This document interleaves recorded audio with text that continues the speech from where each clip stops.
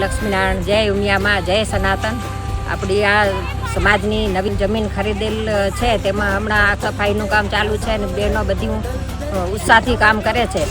કામ કરવાની બહુ જ મજા આવી. પાણા ખણ્યા વીણ્યા બધાય.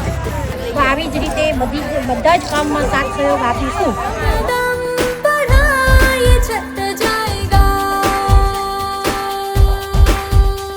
नजरिया बदल के नजारे बदल दे, खिलाफत के सारे इशारे बदल दे, पैरों पे आके तेरे मंजिल रुकेगी जरूर. जय लक्ष्मीनारायण. અહીં થઈ રહેલ શ્રમ યજ્ઞમાં અમે બધા સહભાગી બન્યા એ અમારા માટે ખૂબ ખૂબ સૌભાગ્યની વાત છે.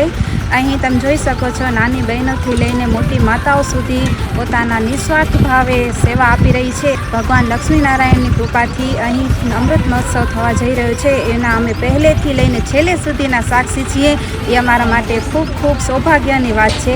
એટલું સરસ કામ બધાએ કર્યું છે, તો 2-3 કલાકમાં તો આખું સમાજવાડીની જગ્યા પૂરી સાફ સરસ થઈ ગઈ છે.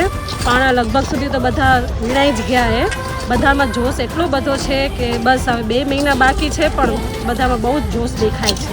હજી આવો કાર્યક્રમ હશે તો સમાજને કાંઈ બી મહિલા મંડળની જરૂર હશે તો બી અમે આગળ હજી તૈયાર જ હશું.